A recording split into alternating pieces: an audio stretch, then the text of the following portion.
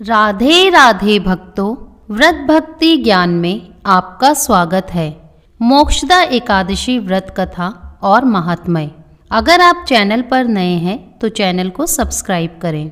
एक बार धर्मराज युधिष्ठिर कहने लगे कि हे भगवान, मैंने मार्गशीर्ष कृष्ण एकादशी अर्थात उत्पन्ना एकादशी का सविस्तार वर्णन सुना।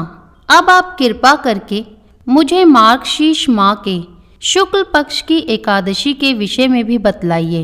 इस एकादशी का क्या नाम है तथा इसके व्रत का क्या विधान है, इसकी विधि क्या है, इसका व्रत करने से किस फल की प्राप्ति होती है, कृपया यह सब विधान पूर्वक कहिए। भगवान श्री कृष्ण बोले, मार्गशीर्ष माह के शुक्ल पक्ष में आने वाली इस एकादशी को मोक्षदा एकादशी कहा जाता है।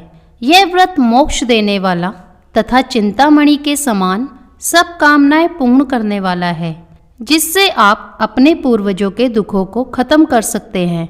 इसका महात्म्य मैं तुमसे कहता हूँ, ध्यान पूर्वक सुनो। गोकुल नाम के नगर में वेखानस नामक राजा राज्य करता था। उसके राज्य में चारों वेदों के ज्ञाता ब्राह्मण रहते थे। वह राजा अपनी प्रजा का पुत्रवत पालन करता था। एक बार रात्रि में राजा ने एक स्वप्न देखा कि उसके पिता नरक में हैं। उसे बड़ा आश्चर्य हुआ। प्रातः वह विद्वान ब्राह्मणों के पास गया और अपना स्वप्न सुनाया। कहा, मैंने अपने पिता को नरक में कष्ट उठाते देखा है। उन्होंने मुझसे कहा कि हे पुत्र, मैं नरक में पड़ा हूँ, यहाँ से तुम मुझे मुक्त कराओ। जब से मैंने ये वचन सुने हैं तब से मैं बहुत बेचैन हूँ। चित्त में बड़ी अशांति हो रही है।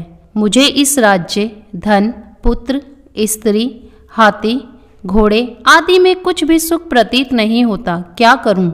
राजा ने कहा, हे ब्राह्मण देवताओं, इस दुख के कारण मेरा सारा शरीर जल रहा है।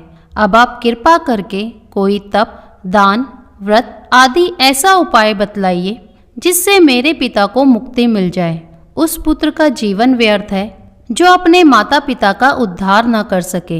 एक उत्तम पुत्र जो अपने माता पिता तथा पूर्वजों का उद्धार करता है, वह 1000 मूर्ख पुत्रों से अच्छा है। जैसे एक चंद्रमा सारे जगत में प्रकाश कर देता है, परंतु हजारों तारे नहीं कर सकते। ब्राह्मणों ने कहा, हे राजन, यहाँ पास ही भूत, भविष्य, वर्तमान के ज्ञाता पर्वत ऋषि का आश्रम है। आपकी समस्या का हल वे जरूर करेंगे। ऐसा सुनकर राजा मुनि के आश्रम पर गया। उस आश्रम में अनेक शांत चित्त योगी और मुनि तपस्या कर रहे थे। उसी जगह पर्वत मुनि बैठे थे। राजा ने मुनि को साष्टांग दंडवत किया। मुनि ने राजा से सांगोपांग कुशल पूछी। राजा ने कहा कि महाराज, आपकी कृपा से मेरे राज्य में सब कुशल है, लेकिन अकस्मात मेरे चित्त में अत्यंत अशांति होने लगी है। ऐसा सुनकर पर्वत मुनि ने आंखें बंद की और भूतकाल विचारने लगे।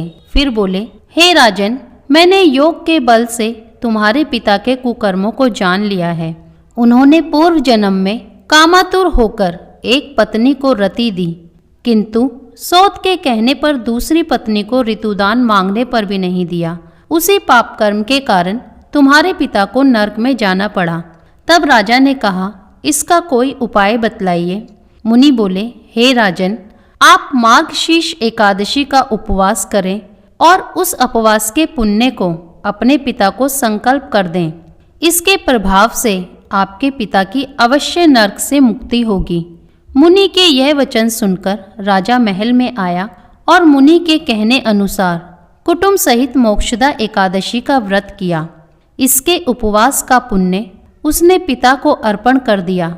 इसके प्रभाव से उसके पिता को मुक्ति मिल गई और स्वर्ग में जाते हुए वह पुत्र से कहने लगे, हे पुत्र, तेरा कल्याण हो। यह कहकर स्वर्ग चले गए।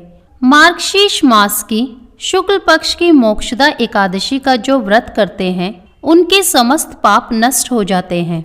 इस व्रत से बढ़कर मोक्ष देने वाला और कोई व्रत नहीं है। इस दिन गीता जयंती मनाई जाती है। साथ ही यह धनुर्मास की एकादशी कहलाती है। अतः इस एकादशी का महत्व कई गुना और भी बढ़ जाता है।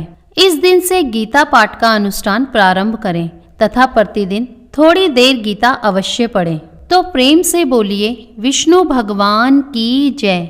अगर वीडियो पसंद आई हो तो लाइक शेयर कमेंट करें और चैनल को सब्सक्राइब करना ना भूलें। जय श्री हरि। राधे राधे।